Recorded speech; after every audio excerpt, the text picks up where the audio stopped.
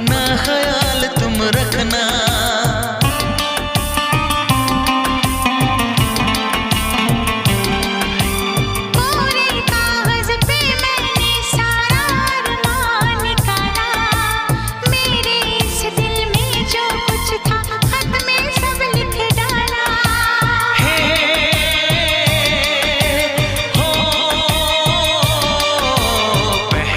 पहली बार शरारत की है,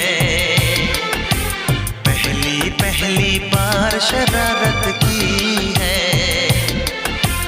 कुछ न समझ में